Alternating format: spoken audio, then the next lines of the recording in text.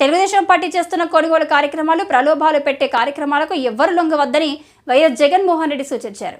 గురువారం నర్సీపట్నం నియోజకవర్గం స్థానిక సంస్థల పార్టీ ప్రజాప్రతినిధుల వైఎస్ జగన్ సమావేశమయ్యారు. ఆహ్వానించడానికి కారణం బహుశా మీ అందరికీ కూడా తెలిసే ఉంటుంది. దాదాపుగా 90 చోట్ల ఎన్నికలు జరిగితే ఈ నర్సీపట్నం నియోజకవర్గంలో 62 చోట్ల మన వైఎస్ఆర్ కాంగ్రెస్ పార్టీనే గెలవడం జరిగింది. మామూలుగా అయితే జిల్లా వ్యాప్తంగా కూడా చూస్తే ఎమ్మెల్సీ ఎన్నికలు ఇవాళ జరుగుతూ ఉన్నాయి. ఈ స్థానిక సంస్థలలో గెలిచిన అభ్యర్థుల నుంచి వాళ్ళు ఓటు వేస్తే ఎమ్మెల్సీగా ఇక్కడ గెలవడం జరుగుతుంది. అలాంటప్పుడు మన పార్టీ తరఫున మన పార్టీ బీఫామ్ మీద మన పార్టీ జెండా మీద మన పార్టీ తరఫున గెలిచిన వాళ్ళు దాదాపుగా 600 చిల్లర మంది మన పార్టీ తరఫున గెలిచిన వాళ్ళు ఉంటే, తెలుగుదేశం పార్టీ తరఫున గెలిచిన వాళ్ళు కేవలం 200 చిల్లర మాత్రమే ఉన్నారు. అంటే మనకు వాళ్లకు మధ్య తేడా 387 స్థానాలు మనకు వాళ్లకు మధ్య తేడా ఉంది. మరి ఇంత తేడా ఉన్నప్పుడు మామూలుగా ఎవరు పోటీ పెట్టకూడదు. ఎందుకనంటే ఈ ఎన్నికలు జరిగిందే ఆ పార్టీ గుర్తు మీద, ఆ పార్టీ సింబల్ మీద గెలిచిన వ్యక్తులు ఓటు వేసే ఎన్నిక ఈ ఎన్నిక. అలాంటప్పుడు మెజారిటీ లేనప్పుడు ఏ ఒక్కరూ కూడా పోటీ పెట్టడానికి అసలు ముందుకే రాకూడదు. ఎందుకనంటే మెజారిటీ లేనప్పుడు కూడా పోటీ పెట్టే కార్యక్రమం జరుగుతూ ఉంది అని అంటే దాని అర్థం ఏమిటి? అటువైపున వాళ్ళను కొనుగోలు చేసే కార్యక్రమంలో ముఖ్యమంత్రులుగా ఉన్న వ్యక్తులు గ్రీన్ సిగ్నల్ ఇస్తూ ఉన్నట్టు. నిజంగా ముఖ్యమంత్రిగా ఉన్న వ్యక్తి డెమోక్రసీని కాపాడాలి. నిజంగా ముఖ్యమంత్రిగా ఉన్న వ్యక్తి ఎక్కడైనా కూడా ధర్మం, న్యాయం అనే పదాలకు అర్థం తెలిసి ఉండాలి.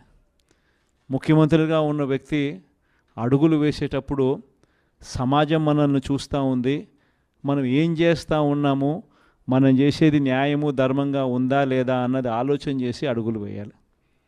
కానీ అన్ఫార్చునేట్గా చంద్రబాబు నాయుడు అనే ఒక దుర్మార్గుడితో యుద్ధం చేస్తూ ఉన్నాం. ఈ మనిషికి న్యాయం లేదు, ఈ మనిషికి ధర్మం లేదు. ఈ మనిషి తన స్వార్థం కోసం ఏమైనా చెబుతాడు, తన స్వార్థం కోసం ఏమైనా చేస్తాడు.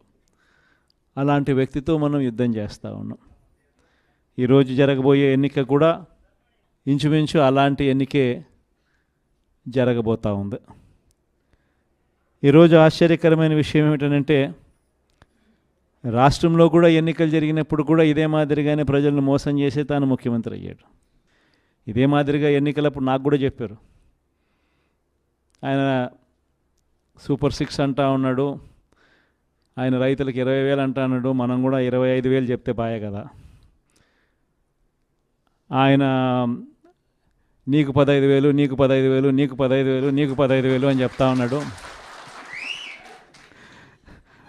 ఆ ఇంట్లో తల్లి కనపడితే నీకు 18,000 అని చెప్తా ఉన్నాడు.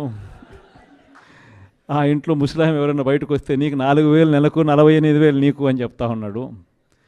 మరి ఇంత మాదిరిగా ఈ మాదిరిగా ఆయన ఆశ పెడుతూ, మభ్య పెడుతూ, మోసం చేస్తూ, ఈ మాదిరిగా ప్రతి ఇంటికి వాళ్ళ మనుషులను పంపించి వాళ్ళ ఎమ్మెల్యేల చేత, వాళ్ళ మనుషుల చేత ఈ మాదిరిగా క్యాంపెయిన్ చేయిస్తూ ఉన్నారు. ఇంత అబద్ధాలను క్యాంపెయిన్ తట్టుకొని మనం కూడా చేయగలుగుతామా ఎన్నికలు?